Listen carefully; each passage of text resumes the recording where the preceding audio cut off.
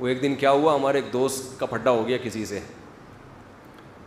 تو پھڈا جب ہو گیا تو وہ غلطی ان صاحب کی تھی, جو ہمارے دوست تھے ان کی غلطی تھی.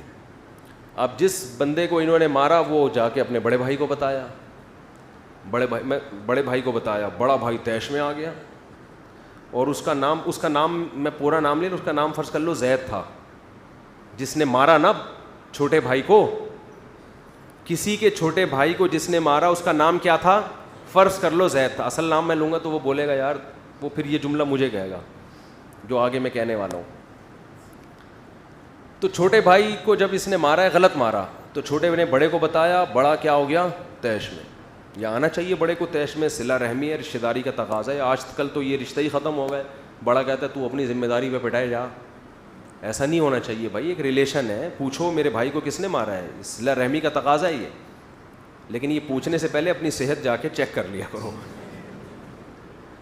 ایسا نہ ہو کہ دونوں اکٹھے پٹ رہے ہوں, یہ نہ ہو. تو پہلے دیکھ لو کہ ڈولے شولے اتنے ہیں کہ کچھ کر سکتا ہوں میں.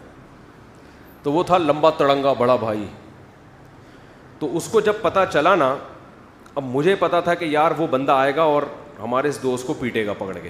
تو میری دوستی تھی, میں اس کو بچانا چاہ رہا تھا کہ یار کچھ سلو صفائی کر لیتے ہیں.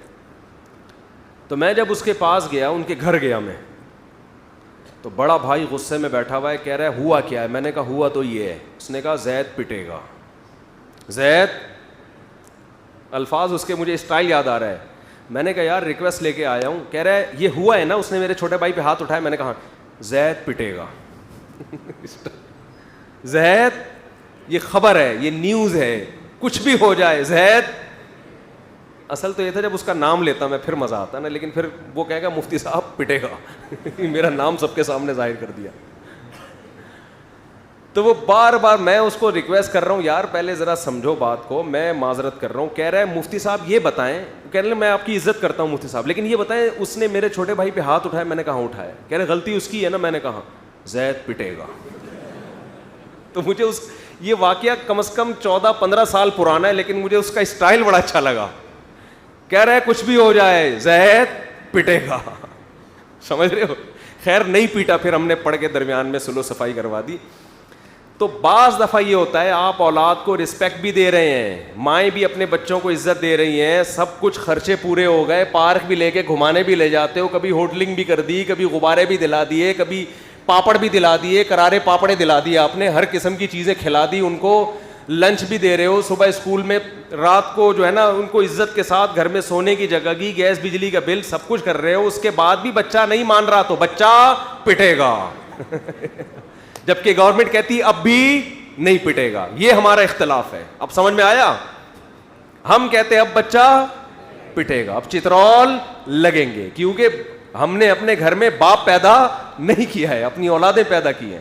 اب بھی نہیں پٹے گا اس کا مطلب ہم خانسامہ ہیں. پھر ہم کیا ہیں پھر, بلکہ خانسامہ بھی ہم سے. یا تو ہم کو تنخواہ دو اس کی, پھر آپ بیوی بچوں سے بولیں میں تو خدمت کر رہا ہوں نا اس کی, مجھے کیا چاہیے, تنخواہ چاہیے.